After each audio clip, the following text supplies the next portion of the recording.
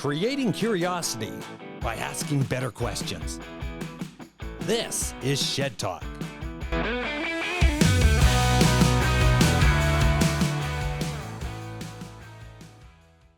Christine Buhr, the things you know that you don't know. But what do you really know about entrepreneurship or curiosity? The things that make you go, Christine Buhr. Hi. Thank you for coming on board. Oh my gosh, it's my pleasure. It's been outstanding because I know when we got together, or I talked to you the other day and you're saying, I do a podcast, I do this, and this is you. And I'm going, oh my gosh, I got to have you on because you have such an amazing story to tell. As you're going, wonder what story. I'm like, which story are you talking about? Well, let's begin with this because one of the greatest things is you're a very fascinating woman. Oh, thanks, Kevin. Not a problem. You did some bodybuilding and did very well in that. An entrepreneur to the core and things that you've owned and done. It's just amazing where you've been, where you're going, and being a female. You are a female, right? I am, yeah. Oh, That's how okay. I count. Okay, good. No, yeah, exactly. As I go with that cross, bring out the, what do they call it? Yeah, totally, total female. Check. So here we are, and just as an entrepreneur and mindset, and we get into that, the things we know that we don't know in Shed Talk. And it was more about digging down about the mindset as being an entrepreneur. Sure. How have you changed over the years? Ooh. You know, I think the biggest thing for me is really getting the rocks out of my path and stopping making my life so difficult. I used to think that everything was so hard to do and everything felt so challenging. But now as I've gotten older and I've overcome more challenges, it feels like life is becoming simpler and easier. And I really kind of hit a point where I'm like, I can do anything now. Like if there's an obstacle or there's a challenge, I can overcome that. It might take a little bit longer, but I have the connections, I have the people, and I have the tool set now. So when was that finite moment, that lean-in moment, that all of a sudden, wait a second, I can do anything I want? I think it happened after I sold my last business because it was such a grind and I had a really difficult time selling it and operating it. It put me through the ringer. It was 14 years of massive challenge. And then once I got rid of that kind of baby and the ego that went with it, all of a sudden it was like, the curtains have opened and the light was shining down. I'm like, okay, man, it's for me now to make the most of my life and do something else. And all these opportunities started opening up and I was able to take the skills that I learned from the challenge of that business and apply them to new things. Well, so what was that business before that you had? So it was called Shakers Fun Center. So Right. And it was an amusement park, essentially. So we were 7 acres. We had go-karts, laser tag, bowling, arcades. We did the gamut of birthday parties all the way to big corporate events there. So, and before I sold it, I've been trying to sell it for a couple of years. And so we ended up selling it right at the beginning of the pandemic. Oddly enough, like the timing just worked out perfectly. So when everybody was going into crisis at the pandemic, I was selling my business and getting rid of all my assets. And I was just able to sit pretty for a couple of years and kind of figure out what my next move was going to be. So that might have been a lot of stress on you because when you think as an entrepreneur, you start up a business, you're selling a business, and then all of a sudden it's all about the timing, and then COVID hit. And then it was like, bang. And then just to get yourself out of that one, it's not that you got out of it, but you sold it. And it was just like, what just happened here? I just dodged a bullet. Or was it like dodging a bullet? It wasn't actually my forum at the time. They're like, oh man, you're like a ninja. And I'm like, I kind of feel like a ninja. And, you know, I always say to people, I didn't get to experience the stress that everybody else did during COVID with staffing and like money and financial issues. But the previous 2 years, I'd say leading up to it, I had all these different challenges because I was trying to sell. We were, every business kind of goes through its ups and its downs, and we were kind of in a down point at that point in time. So I had all these challenges to work through. So COVID was, it was almost like it was a blessing for me because it gave me time to relax and not jump into another project. So, and it gave me time to breathe, essentially. It gave me an excuse to breathe a little bit. And then that's interesting because that COVID, like everybody said, it was like it's peaks and valleys in COVID. And I was in the fitness industry just prior to that. And in my business in the fitness industry, same idea. It just got out before that. And that release of, that was a close call. And not a close call, but building into that. And you had just mentioned there about your forum. Mm-hmm. Now, when we talk about forum, and I've had a few people on the podcast before about EO Right. and sponsorship, not sponsorship, I say sponsorship, EO as a whole, as mentors. How important as an entrepreneur, and then where you were at, is mentors? Oh, yeah. I mean, so I've been in EO now for 14 years. And the reason I joined EO actually was because I needed leadership training and I needed support around me. So I had a mom and a brother and a sister that we were all in business together. And I'm like, man, none of us know what we're doing. I need to get into a group of people that actually understands how to operate a business so I can learn the proper skills and develop the skills and find the tools that I need to be able to do this business. So when I jumped into EO, that's what I got. And I don't know if you've talked on the podcast before about what forum is, but when you join Entrepreneurs Organization, you enter this forum group where it's like having 8 or 9 peers around you that act as a board of directors, and they help you with decisions. You share your personal life, your stories, and you get feedback through this Gestalt feedback loop where people tell you stories of experiences they've had that are somewhat similar or the emotions are similar without actually giving you direct advice so that you're not taking their advice and using it and it doesn't work out. Yeah, because from my experience, I probably would do it a different way. Kind of that kind of approach to it is and that's the greatest thing about EO. And then that we look back and then be in this. Now, here you are in business, okay? Mm-hmm. You have your family. Now, also that we just talked about, it was Women's Day. Yeah, International Women's Day, yep. Yeah, and here you are. So you've been in EO for 14 years. You've been in this organization, like your business. How hard was it as being a woman back when you started? It's funny because I've never been one of those females or women who's like, hey, I'm a female, you need to give me certain rights. I always backed away from that because I was like, no, we're all equals. Like we should just be treated as equals. And I never really paid attention to that. So it was really only after the fact, it was after I sold my business and I kind of reflected on my experience and my journey that I recognized that, holy moly, there was a lot of things that I struggled through because I was female. So some of the big things were dealing with staff. So in a high-level leadership role, you will have, or I found I'd have managers underneath me if they were male. They always treated me differently. And looking back at that now, I understand. I'm like, oh, I see what was going on here, right? And so I had to try to figure out how to act as a female, still trying to be a female, if that makes sense, mm-hmm. and to get their respect without them thinking that they could kind of overpower me. It was a really interesting conundrum that I was dealing with. And also in my industry, specifically in entertainment, and it's still there today, there are just tons of male leaders. And they don't really have a lot of females in those roles only because it's not been a job that has appealed to females because they want to go off, they want to take care of their family and have children. And to be in a lot of these roles, you have to be very intense in your business. And I find that a lot of females don't want to put that much effort in. They would rather be there more on a part-time basis, if that makes sense and resonates. And actually, it was interesting. Yesterday, I saw a post online from Dave & Buster's. And they were advertising their managing partners. And you looked at this post, and it was great. There was 20 amazing. Like some of these people on this post were incredible leaders. One of them was female. And for some reason, the post really struck me because it's International Women's Month. We just had International Women's Day. And Dave & Buster's, who's supposed to be a leader in entertainment, essentially does this post, and they have no females on there, just one female out of all these 20 leaders. And so I've never done this before. I actually wrote a comment and I just said, it's amazing that you guys have all these wonderful leaders here, but I hope in the future to see more females on this panel of people. And I mean, it's been great. I've been getting a lot of feedback. People are like, yeah, right on, Christine. Like, that's so true. You're right. Like, this is a great leader of people, but we need to see more females in the industry. And the only way for that to happen is for these companies to start nurturing that.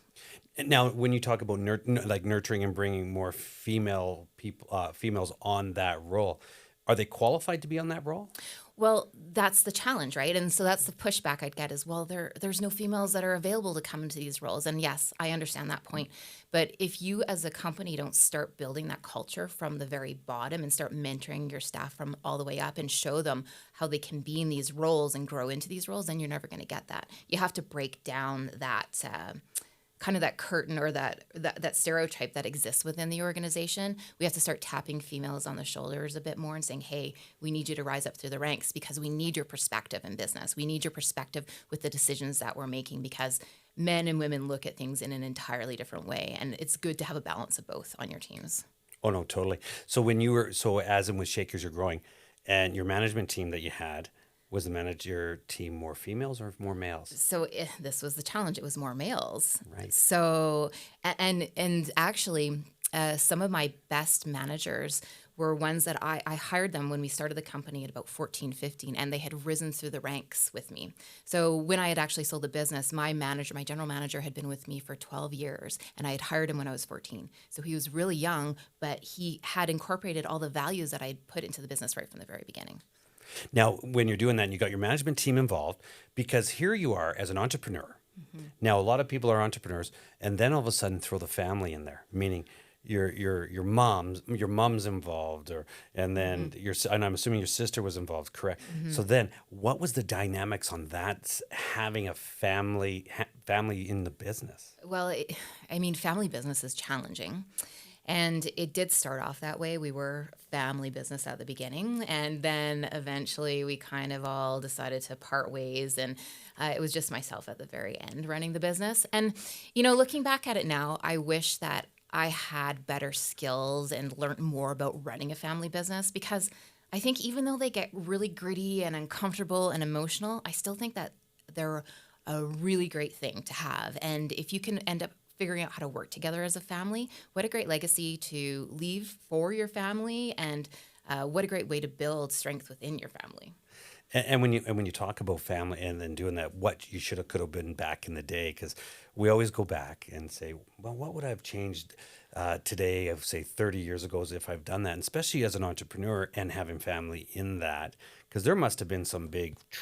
There were some big fights. Absolutely. Because every entrepreneur that I've talked to, and it's like they say, family businesses and generational businesses going on are so difficult to handle and do and actually succeed.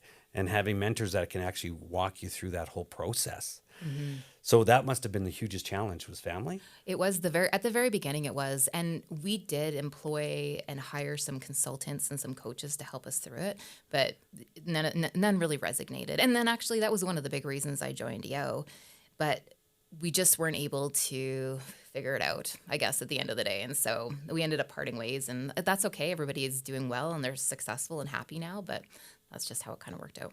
And that's when we all get older and stuff. Mm-hmm. So here we are. Yes. Now, business sold, you're an entrepreneur, you're into new things.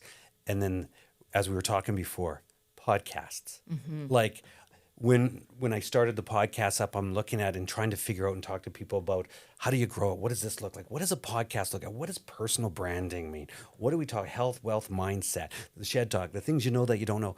And then all of a sudden I start talking to you. And then you have how many episodes? Well, we're over 150 episodes for all of our podcasts. So we have 6 different podcasts that we run. And really it's under the same brand, but we call them different things because the focus of each podcast is on a different topic. So our brand is called the LBX Collective, which is for Location-Based Experience Collective.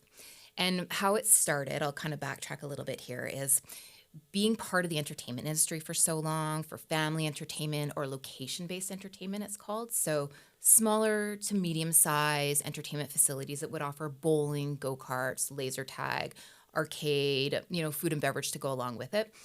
We don't really have a strong community of people that connect and can share advice, can mentor, and help grow everybody like we would in EO. And a lot of these business owners are kind of mom and pop operators, so they're really in their business and they never get the chance to kind of come outside of their business and look to see what they're doing to tweak their processes or to figure out how to enhance their business a little bit more. And so I had sat on the committee for the International Association of Attractions and Amusements for 6 years. I chaired it, and I saw this gap and this hole. And myself and my co-founder, Brandon Wiley, put this community and this collective together to try to bring everybody together to create mentorship, to create a place for people to connect and share ideas and grow. And so we've started that. And to encourage people to come and join that community, we've built out these different podcasts. Now, the ones that we have right now, one is called the LBX Daily Show, which is a 20-minute show we do every day, Monday through Friday, talking about all the interesting kind of gossip or neat things that are coming in out in entertainment, like, oh, this mini golf course is open, or, oh my gosh, did you hear that so-and-so is doing this, just to have a quick share with the community. So what is cool in that entertainment, in that space? Oh my gosh, so right now I'll tell you what the trends are. Big trends are competitive socialization. This is the big buzzword, right?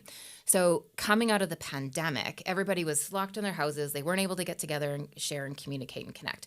And so now that we can do that, everybody wants to be together, but they want to find a social activity to do together where they're having fun, not just sitting there having drinks.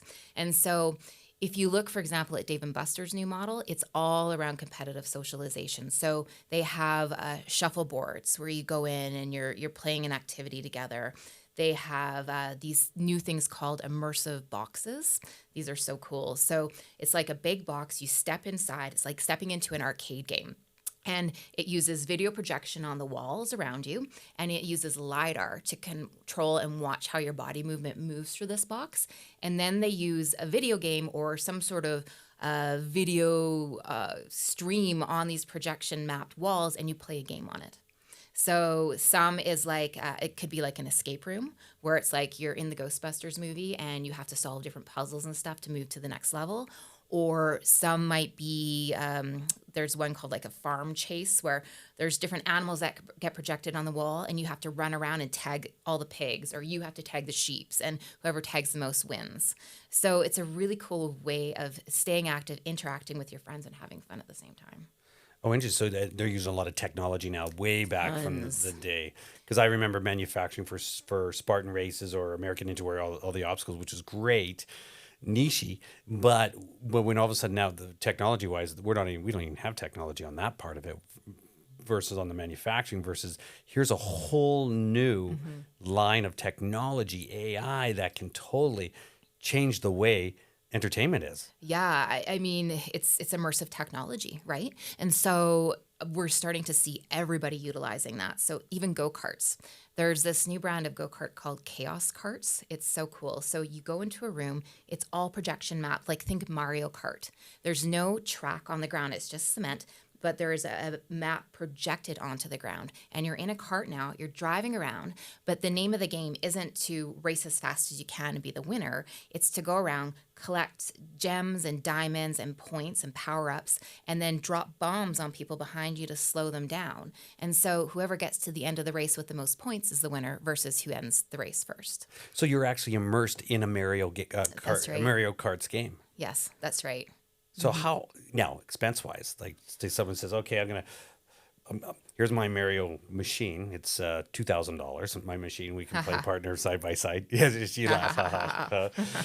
Is it a huge cost? Oh, absolutely. I mean, and to be fair, we don't even have these systems in North America yet. There's a few iterations of it over in Europe right now, but if I had to guess, installing something like that with the go-karts. And these are different types of go-karts, you're probably looking at close to $2 to $3 million for one installation of them. Yeah. Whoa. Yeah. I mean, the technology is not cheap, right? Now, I expect the technology will come down as we keep on developing and more people utilize it. But just projection mapping itself is very expensive. And then, one of the things that you constantly want to do with those experiences is change them up, right? So your track might need to have a Christmas theme or a Thanksgiving theme, right? And those are kind of things that have to be designed and developed to be altered. So would they have also, what about the machine? No, goggles, no glasses. Yeah. Is that what you're getting at? Yeah, nothing. See, this is the goal, is getting away from VR, which it's funny, we talk about this a lot, and how is VR really just kind of like the emperor's new clothes? Like someday someone's going to be like, seriously, this stuff sucks. Like, why are we using VR? I mean, I'm not a huge fan. VR makes me really sick, and so I don't use it. But there is new technology coming out to stop making you feel sick when you're using VR now.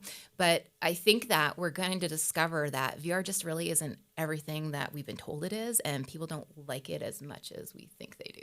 Right. Now, I know some people that have full systems of VR, and they spend their weekends playing this VR, but it becomes a whole different okay, that was 2 years ago. How much has it gone? How much has it advanced from the 2 years? Well, the games are getting better all the time. Going, well, where's that big leap to the next generation? Like when technology's grown so fast and goes so fast and things change. And I found that VR hasn't really, it's not even caught up to itself. It hasn't even surpassed anything that it's doing. When you're talking about the progression of the video on the floor to change that. Yeah, I agree. I mean, do you know where I see the big uses for VR coming in the future? And some of the applications I've seen is there's this one company out of Edmonton. They are offering a field trip in a box. So instead of taking your whole school out to an experience, they come into the gym, they set up these different mapping points. And now I come in, I put the VR goggles on, and I walk through this gym setting, and I'm in Mount Everest. Or I'm in Thailand, and I'm going through and having all these experiences. So I'm bringing the cost down to send somebody somewhere, and they're getting this alternate experience at home.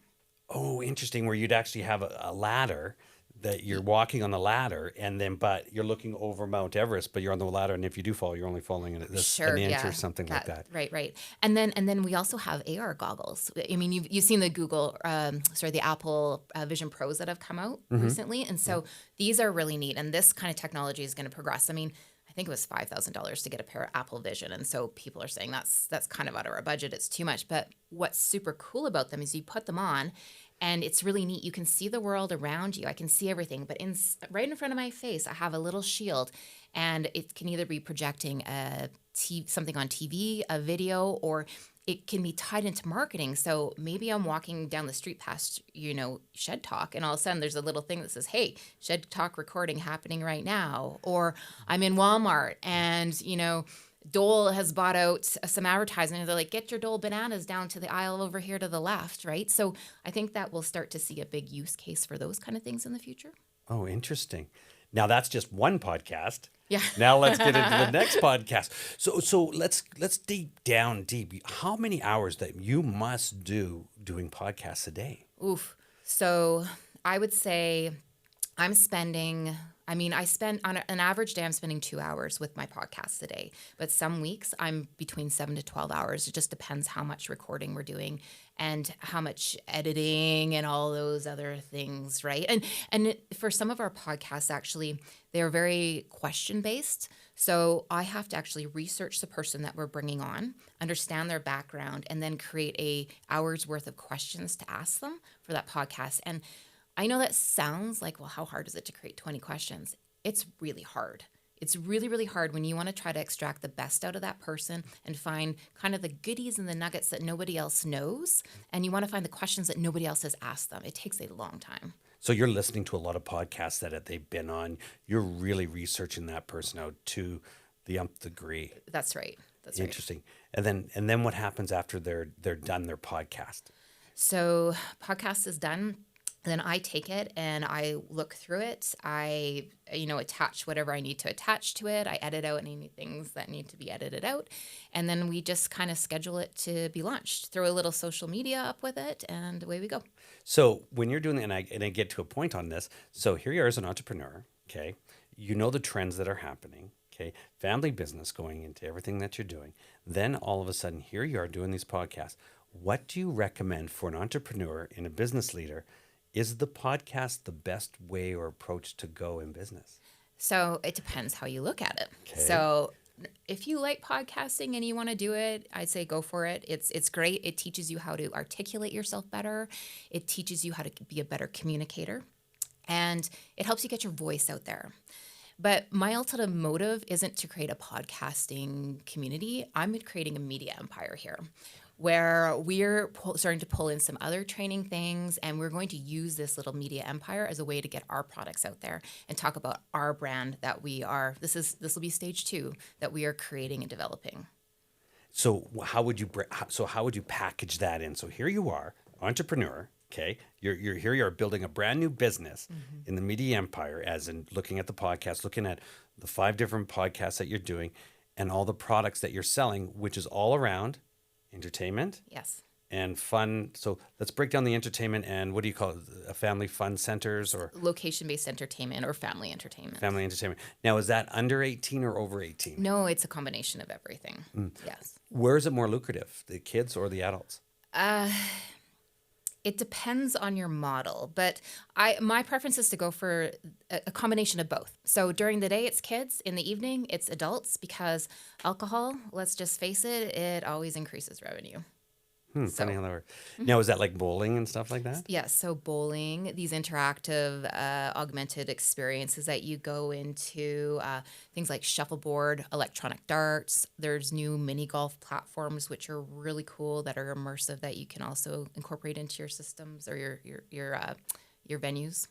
And then which is the coolest one so far you've seen besides the Mario?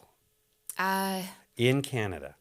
Ooh, in Canada? See, I do BHAG it. Take it right out here. I'm going to bring it right into Canada. Okay, so the coolest thing that I've seen in Canada is probably that it's a new product called Activate, and we'd have it in Calgary here. And so it's kind of a system where you run around. It's these interactive rooms that uses digital technology, and it's kind of like a video game that you get to play in and be physical in. That's the coolest thing I've seen in Canada currently. And in the United States? In the United States, I'd say that right now we are seeing a huge trend and push towards any kind of mini golfing. So we're seeing the launch of lots of putt shacks, which is it's a really cool mini golf experience where they track the ball. It's owned by Topgolf, the technology is. So they track the ball as it moves through the hole. So it creates a digital scorecard, so you don't actually have to write it down, which I love. And the holes are really unique and super fun. So imagine like it's beer pong and you're shooting your mini golf into a beer pong, that kind of thing. Or there's another place in the U.S. called Puttery, where they build the most gorgeous mini golfs I've ever seen in my life. They're absolutely beautiful and themed, and those are trending very much so right now. And there's also the Tiger Woods Pop Stroke, which is an outdoor kind of mini golf, but each of the holes are based kind of on real life holes through the mini golf, which is super fun. And then there's drinking and eating and stuff all in the background. So I'd say there's a massive trend right now towards mini golf. So what's your next big adventure? Oh boy. So currently I'm working with my business partner out of Phoenix, and we are developing these immersive entertainment centers down there. So small footprint where we're combining some mini golf, some of these immersive game box rooms with arcade games and stuff together in a smaller footprint, where we're offering really good, cheeky kind of food and beverage, cheeky marketing, and something that's repeatable. So you'll come and do this with your friends, you'll hang out for a couple beers, and then, we'll see you a week or two later to kind of do the same, because there's lots of fun things to do in the center. So is there anything in Calgary here that you would actually, and I use Calgary as an example, for young entrepreneurs out there that are looking to start up, because you've done many things, tons of stuff, one advice you would tell them? Ooh. And you can think about it. You know what? You find a community of people around you and build that community of people around you that will continue to motivate you when things get rough, because they're going to get rough. They always get rough. And I think the best entrepreneurs are not the ones that fail or try things or don't try things. It's the ones that just keep going through it and build a community around them that gives them the strength just to keep on going and keep pushing through. Awesome. Well, Christine, thank you very much for being on Shed Talk. Aww. It was outstanding, and as usual. And welcome. Well, thank you. Thank you for having me. It was lots of fun. Thanks a lot. Thanks. Now you know. Shed Talk.